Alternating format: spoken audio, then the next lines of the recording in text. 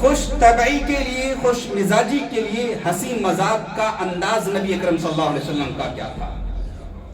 آج ہم بھی اچھے طریقے سے ایک دوسرے سے ہنسی مذاق کرتے ہیں، لیکن ہمارے ہنسی مذاق میں جس سے ہم کر رہے ہیں اس کو تکلیف پہنچانا ہوتا ہے۔ ہاتھ کے ذریعے سے اگر ہم مذاق کر رہے ہیں تو سامنے والے کو ہم مار رہے ہوتے ہیں، اس پر کیا ہے، ظلم کر رہے ہوتے ہیں، اس کو تکلیف پہنچا رہے ہوتے ہیں۔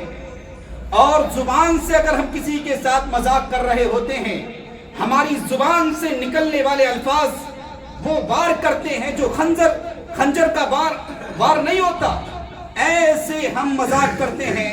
لیکن کیا کریں، چہروں پر داڑیاں ہیں، 5 وقتہ نمازی ہیں، لباس ان کا کیا ہے، فرشتوں والا ہے، اور جب اپنے مسلمان بھائی سے مذاق کرتے ہیں تو ایسے تکلیف دیتے ہیں کہ مسلمان وہ سوچتا ہے اگر تو میرے برابر کا ہوتا میں تجھے بتاتا کہ یہ مذاق یا حقیقت ہے۔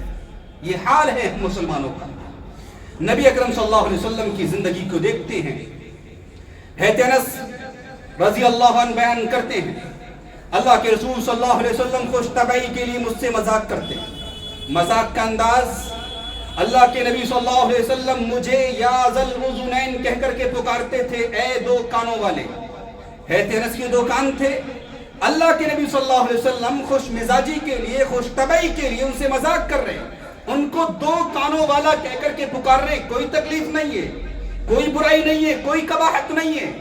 اللہ کے نبی صلی اللہ علیہ وسلم کا یہ حال ہے۔ ایک دیہاتی نبی اکرم صلی اللہ علیہ وسلم کے لیے ہدیے اور تحفے لے کر کے آیا کرتا، اللہ کے نبی صلی اللہ علیہ وسلم بھی اس کو ہدیے کے طور پر کچھ چیزیں واپس دے دیا کرتے۔ اس کا نام کیا ہے؟ اس کا نام ہے ظاہر۔ لیکن اللہ کے رسول صلی اللہ علیہ وسلم اس سے مذاق کر رہے ہیں۔ مذاق کا انداز کیا ہے؟ ان ظاہرا بادیتنا ونحن حاضروہ، وہ دیہاتی ہے، وہ گاؤں کا رہنے والا ہے، اللہ کے نبی کی خدمت میں ہدیے لے کر کے آتا ہے، تحفے تحائف لے کر کے آتا ہے، نبی بھی اس کو کچھ واپس دے دیتے ہیں، لیکن نبی اکرم صلی اللہ علیہ وسلم اس سے مذاق کرتے، کہتے بے شک یہ ظاہر ہمارا دیہاتی ہے اور ہم اس کے شہری ہیں۔ سچائی ہے وہ گاؤں کا رہنے والا ہے، وہ دیہات کا رہنے والا ہے، نبی اکرم صلی اللہ علیہ وسلم اس سے مذاق کر رہے کہ ظاہر ہمارا دیہاتی ہے اور ہم اس کے شہری ہیں، کوئی قباحت کی بات نہیں ہے۔ اور اس کی شکل و صورت کے بارے میں آگے بیان ملتا ہے کہ وہ پست قد تھا، یعنی زیادہ ہائٹ نہیں تھی، ناٹا تھا، شکل و صورت میں زیادہ خوبصورت نہیں تھا، لیکن نبی اکرم صلی اللہ علیہ وسلم اس سے محبت کیا کرتے تھے۔ اور نبی جس سے محبت کرے اس کے مقام کا کیا کہنا۔ ایک دن وہ اللہ کے رسول صلی اللہ علیہ وسلم کے کچھ سامان کو فروخت کر رہا ہے، بیچ رہا ہے مارکیٹ میں، اللہ کے رسول صلی اللہ علیہ وسلم پیچھے سے آئے، اس کو اپنی آغوش میں لے لیتے ہیں، وہ چھڑانے کی کوشش کرتا ہے، اسے معلوم نہیں ہے کس نے اس کو اٹھایا، لیکن جیسے ہی اسے معلوم ہوتا ہے کہ نبی اکرم صلی اللہ علیہ وسلم نے اس کو اٹھایا ہوا ہے، وہ چھڑانے کی کوشش نہیں کرتا۔ اللہ کے رسول صلی اللہ علیہ وسلم اعلان لگاتے ہیں، من یشتری العبد، کون ہے جو اس غلام کو خریدتا ہے؟ وہ کہتا ہے اے اللہ کے نبی صلی اللہ علیہ وسلم اگر یہ بات ہے تو آپ مجھے بڑا سستا پائیں گے۔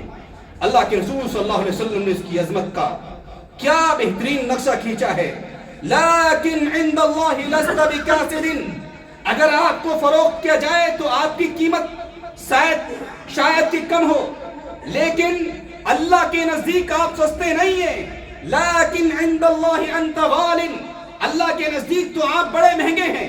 وہ پست قد ہے، شکل و صورت میں خوبصورت نہیں ہے، لیکن نبی سے محبت کرتا ہے، نبی اس سے محبت کرتے ہیں، اور اس سے مذاق کا انداز نبی کا یہ تھا کہ اس کو کہتے تھے یہ ہمارا دیہاتی ہے، ہم اس کے شہری ہیں۔ یہ تھا نبی اکرم صلی اللہ علیہ وسلم کی مذاق کا طرز عمل۔ اور ایک شخص نبی اکرم صلی اللہ علیہ وسلم کے پاس آتا ہے، اے نبی میرے لیے سواری فراہم کی جائے، مجھے سواری کی ضرورت ہے۔ نبی اکرم صلی اللہ علیہ وسلم نے اس سے کہا سواری کی ضرورت ہے، سواری آپ کے لیے فراہم کرتے ہیں۔ اللہ کے نبی نے کہا میں تجھے اونٹنی کا ایک بچہ دوں گا۔ وہ شخص کہتا ہے نبی میں نے آپ سے سواری کا سوال کیا ہے، سواری کا مطالبہ کیا ہے، آپ مجھ سے یہ کہتے ہیں کہ میں اونٹنی کا بچہ دوں گا، میں اونٹنی کے بچے کا کیا کروں گا؟ اللہ کے نبی صلی اللہ علیہ وسلم نے فرمایا وَهَلْ تَلِدُ الْإِبْلَ إِلَّا النُّوقُ، ऊंट को भी तो ऊंटनी ही जन्म देती है। मजाक है ये नबी अकरम सल्लल्लाहु अलैहि वसल्लम का। वो कहता है कि ऊंटनी के बच्चे का मैं क्या करूंगा, लेकिन नबी अकरम सल्लल्लाहु अलैहि वसल्लम मजाक के अंदाज में कहते हैं, भाई साहब ऊंटनी के बच्चे का आप कुछ नहीं कर सकते, लेकिन ऊंट को भी तो ऊंटनी ही जन्म देती है, वो ऊंट भी तो ऊंटनी का बच्चा ही हुआ।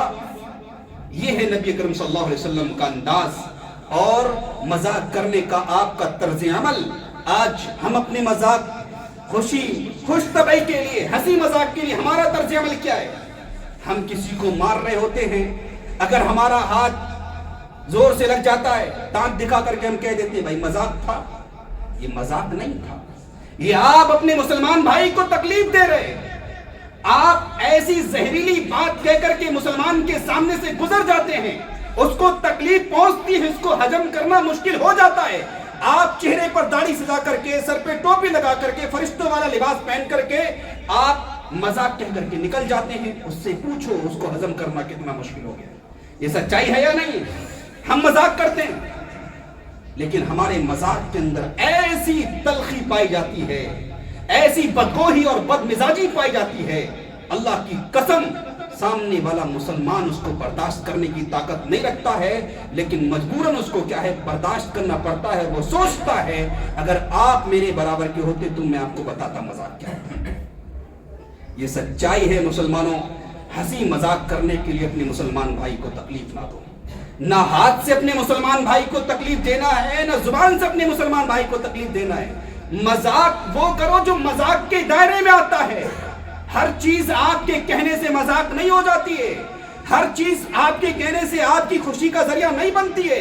आप अपनी खुशी के लिए किसी को तकलीफ दे रहे हैं, आपके अखलाक अच्छे नहीं है। नबी अकरम सल्लल्लाहु अलैहि वसल्लम ने मजाक किया है, लेकिन मजाक को मजाक के दायरे में रखा है। और हम मजाक करते हैं, दूसरों पर जुल्म करते हैं, अपने हाथ से जुल्म करते हैं, अपनी जुबान से तकलीफ पहुंचाते हैं, और हम समझते हैं हमने मजाक कह दिया, बात क्या है, खत्म है। ऐसा है। नबी अकरम सल्लल्लाहु अलैहि वसल्लम की जिंदगी हमें ये बतलाती है कि अगर खुश तबई के लिए, खुश मिजाजी के लिए हम किसी से मजाक करें तो मजाक के दायरे में होनी चाहिए। यानी उससे किसी मुसलमान भाई को न हमारे हाथ के जरिए से तकलीफ हो, ना हमारी जुबान के जरिए से तकलीफ हो।